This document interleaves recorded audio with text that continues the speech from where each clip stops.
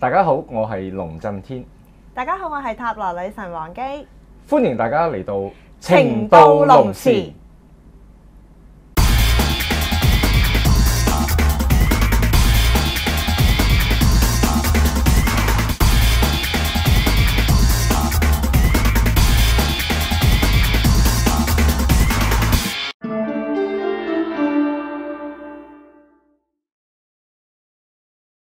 咁今集我哋講啲乜嘢呢？女神就係如何跟男人溝通的秘密，聽個名都覺得好勁啦，係咪咧？就好犀利啦！嗱，人同人之間嘅溝通咧係好緊要嘅，所以咧我過去寫嘅書啊或者係課程咧都有好多嘅篇幅或者文筆咧就同溝通係有關嘅。係，尤其喺男女之間嘅交往咧，溝通係好重要嘅一環。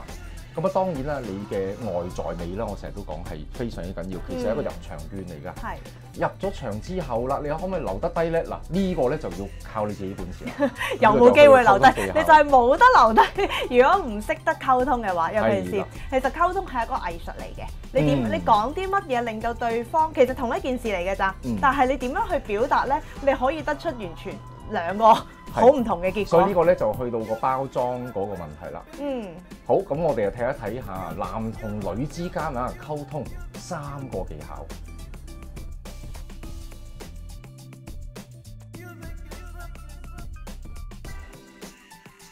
好，咁咧就第一個竅門啦，就係要順住對方嘅話題去講嘅。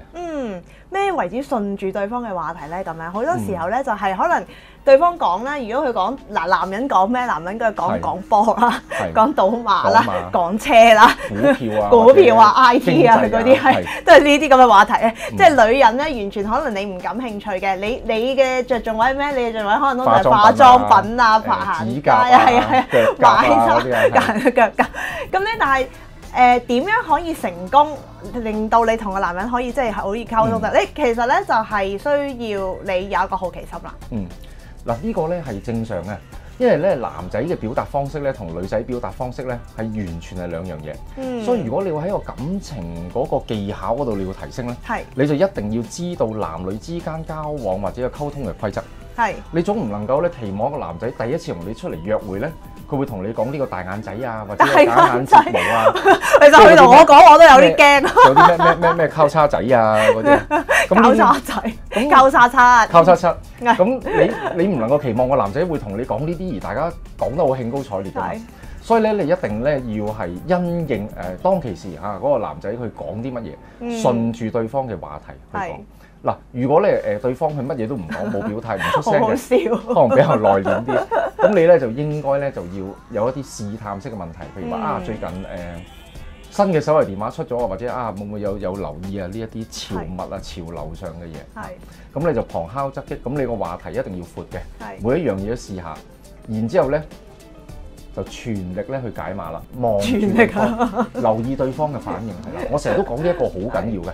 你拋完或者出咗一招之後咧，你一定要瞪大眼望實佢，睇佢好微細嘅表情嘅變化，你都可以睇到佢內心入邊嘅想法。大家留唔留意到頭先龍師傅嗰個動作係望住對方，望住佢係好 focus 嘅，少少嘢咧你都可以睇得到。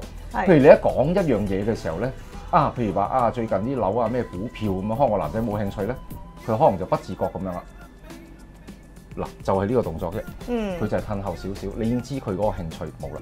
因為一個人一褪後咧，其實就係有一個防衛啊。如果佢再多一個 gesture 去咁樣嘅，哇！即係佢完全係不感興趣。咁如果咁講嘅話，其實就應該係譬如佢講或者我講咗啲佢冇講，我喺度講大眼仔咁樣啦，你 feel 到佢對方答唔到爹啦，係啦咁樣，就即刻咁樣啦。咁呢個時候咧，我就其實你平時中意啲咩？即係我又拋翻俾對方啦。又或者當對方好興高采烈就去講，喂，其實咧你有冇留意到呢一個股市啊？呢一排你冇都唔緊要，即係你冇都唔緊要，但係你要控埋你咧。就有興趣啦，係啦，即係再配合埋佢嘅語言啦。佢話係啊，呢輪嘅股市，哎呀，琴日跌咗700幾點啊，真係都唔知點解會咁樣。係啊，點解嘅咧？其實有啲咩感同身受，跟住即刻就可能。其實呢個 moment 咧，其實你即係即使係你冇，可唔可以話我冇乜好大嘅興趣都好咧，你都要俾機會個男人去講咧。其實即係你就要去問佢啦。其實點解咧？其實一個股市。點樣去控制究竟佢升定係跌咧？多數咩因為咩因素咧？咁樣咁好多因素嘅拋啦，返俾佢咁就開始到你啦，就講啦要不停又要拋下波咁樣啦。嗯。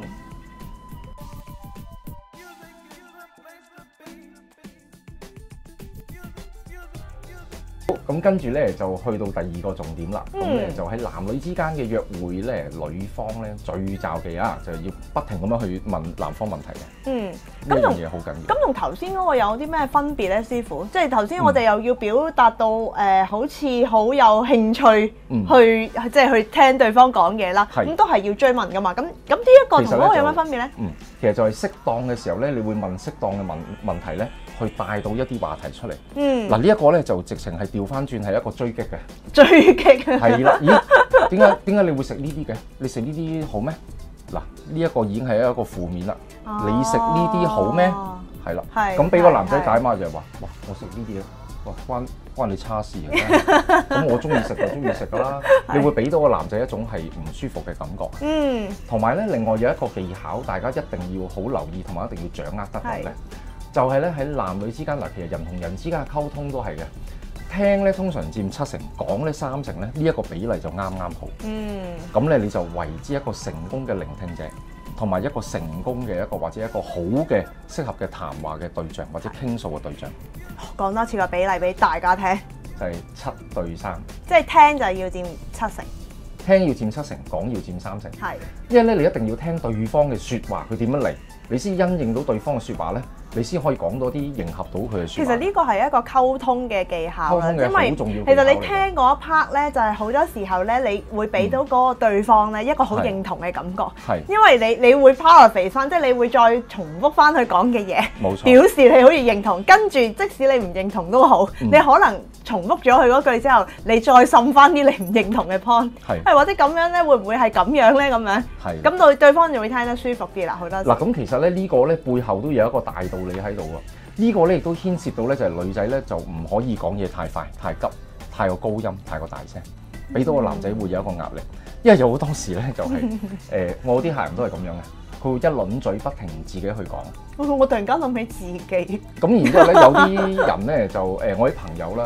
人緣問極差嘅，佢係點樣咧？不停去問人問題，意思係話咧，佢問咗一個問題，對方都未答，佢已經係再問第二個問題，對方未諗，佢已經問第3個問題。其實佢問問題係佢一個習慣嚟。我即係為問而問，為問而問，不停喺度問，問完之後就佢自己都唔記得自己問過啲乜嘢。係，咁呢個就唔可以嘅。打咩？打咩佢？俾個打咩佢？係啦，好，咁就要留意呢一樣嘢啦。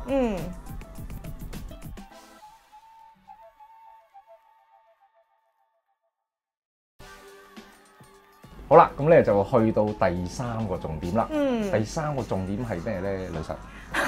你淨係望住我。呢個重點咧就係將自己嘅要求問對方。將自己嘅要求問對方嚇，咁呢個咧其實就係女神嘅強項嚟嘅。係。咁咧就喺個講座嗰度啦 ，small talk 咧都有提過呢一樣嘢㗎啦。係啦。咁咩為止？技巧係點嘅咧？其實咩為止將自己嘅要求問對方咧？就係其實嚇好多時候咧，有時候咧，譬如你食飯咁樣計啦，好得意咧，係得翻1嚿咁樣啦。咁你就其實你自己又想食。通常都係啊，你自己又想食咁點咧？咁通常咧你就會先問咗對方先，係啦，即係你先問咗對方就係話，咦你食唔食㗎？你唔食，我食埋佢啦咁樣，係啦，即係你或者可能唔講嗰句我食埋佢啦。我諗起咧，我琴晚咧啱啱去飲啊，去飲咧咁咧就食嗰啲翅啊燕窩啲咧，剩翻2碗啊，跟住咧嗰個服務員咧佢嚟啊，佢筆啦，依家邊個想要啊嘛？跟住有人會出聲啦，你要啦咁樣，跟住個服務員咧就話咁啊佢又唔要喎，咁啊又俾翻問嗰個人，由嗰個人咧就扮到好腼腆咁，是但啦，即係其實咧大家都睇到係即係佢都想食，咁呢個係咪錯嘅咧？未必一定係錯嘅，因為我成日都話説話需要一個包裝技巧，咁呢個其實就係一個即係一個禮貌上係咁樣做法。咁尤其是係對住男人，點解要咁樣做咧？就係因為你好似 show 到一個你尊重佢，即係你先問咗對方先。係冇錯。咁但係通常即係個男人其實都係你中意你搞啦。你話事啦咁樣。係啦係啦。咁呢個時候咪正中下懷咯，咪完全喺你心入邊嘅諗法去做出嚟啦。係。係啦，非常之好。好。好，咁咧就今集嘅節目時間咧又差唔多啦，咁我哋咧下一集再見啦。拜拜。拜拜。第3個，將自己嘅要求問對方。呢個真係咩？唔知啊，你頭先講嘅，我諗到係將自己嘅要求問對方，咁其實即係將自己嘅要求就幻想成為對方需要嘅嘢。哇，好複雜。譬如話，咦，不如咦，你係咪想埋單啊？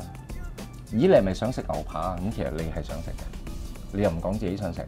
哦，係，哎，我知我成日都係咁嘅喎。就係 exactly 你嗰個溝通方式。係咩？你講。